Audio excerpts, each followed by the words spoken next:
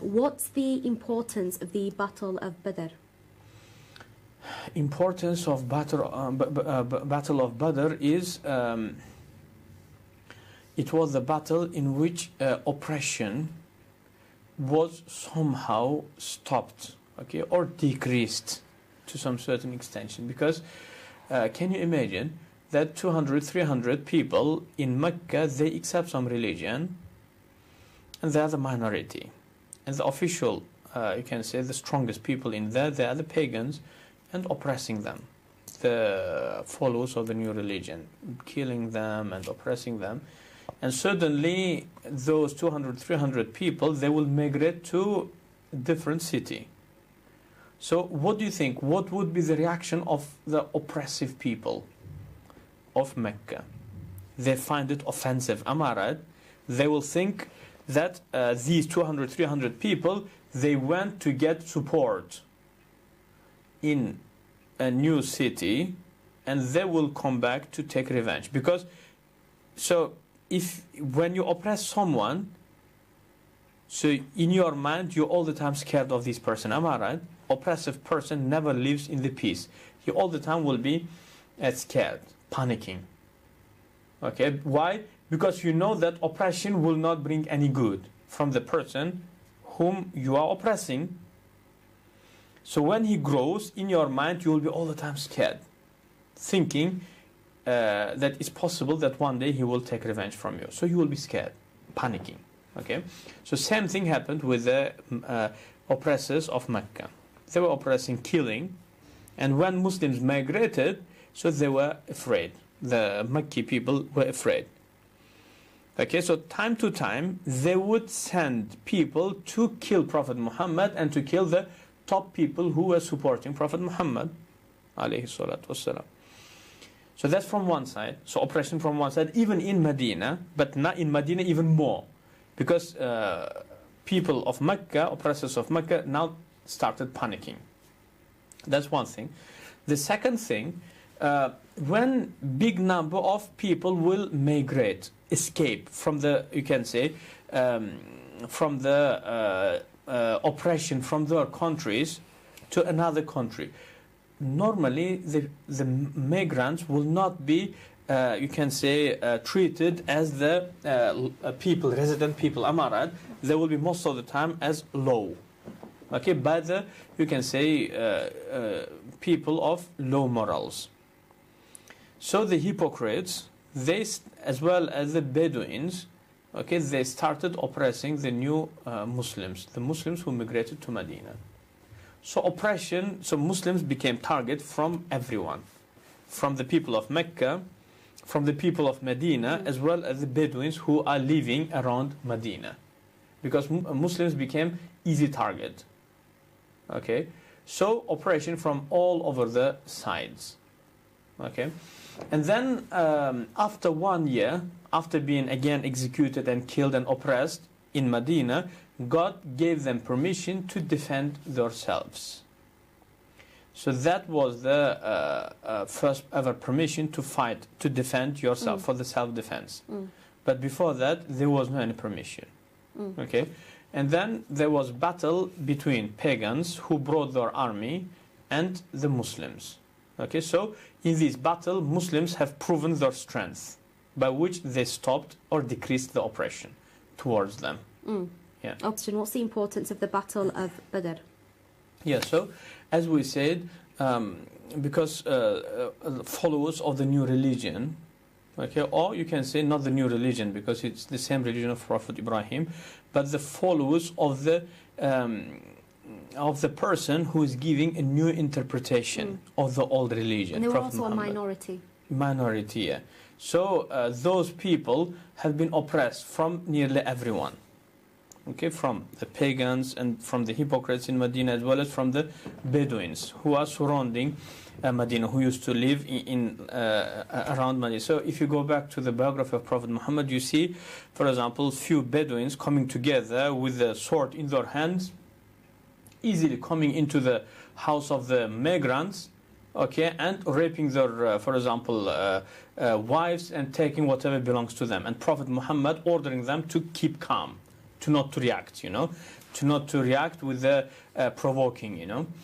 And also Bilal radiallahu anhu mentioned that in the beginning, after the migration, until the Battle of Badr, they used to live with the sword in their hands, because the hypocrites as well as the mushriks of Mecca and the Bedouins, they can invade into their house anytime in the night. Okay, and you read in other place in the biography of Prophet Muhammad how the Bedouins would go and kill the shepherd and take all of the animals, okay, camels, etc., and no one would do anything to them. So Muslims became easy target. Why? Because you can kick them, you can beat them, they're doing nothing. They're not reacting. Why? Because their prophet is ordering them to not to react to the provoking. Okay, so then after 1 year, God gave them permission. In Quran, Allah says, أُذِنَ لِلَّذِينَ يُقَاتَلُونَ بِأَنَّهُمْ ظُلِمُوا وَأَنَّ اللَّهَ عَلَى نَصْرِهِمْ إِذَا يَشَاءُ قَدِيرٌ. Means it's given permission to those. أُذِنَ لِلَّذِينَ يُقَاتَلُونَ. It's given permission to fight to the people who have been fought against. Means people used to fight them, invade into their houses, raping their daughters, okay, taking their belongings and highware, all of them. But what's the reason of this permission? Allah says, بِأَنَّهُمْ ظُلِمُوا, because they have been oppressed. وَأَنَّ اللَّهَ عَلَى نَصْرِهِمْ إِذَا يَشَاءُ. And indeed, if Allah wants, God can help them. So that was the permission.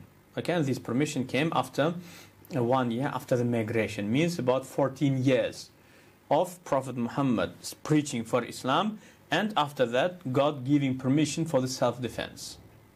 Okay, so then what happened after that? Battle of Badr happened, in which about 300 Muslims and over 1,000 pagans of Quraysh. So in this incident, mushriks, the pagans, they thought that, look, it's just small number, we're just going to breathe them in, not even eating, but breathing them in. So that was what they thought. But then in the battle, so within about half an hour time, they lost the battle. It was very easy.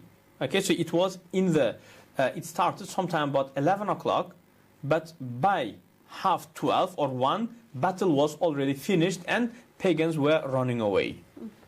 Okay, definitely in this battle, Prophet Muhammad took the advice of some of the very wise Ansari Sahaba in terms of where an army of Muslims should be posing, standing, okay, and other strategic advices of the Sahaba. So Prophet Muhammad took them advices, and after the victory, after Muslims getting this battle, so it gave good message to everyone. The hypocrites in Medina, okay, as well as the Bedouins around Medina, as well as the pagans from Mecca. Okay, so real hypocrisy started after the Battle of Badr. Why? Because what is the meaning of hypocrisy?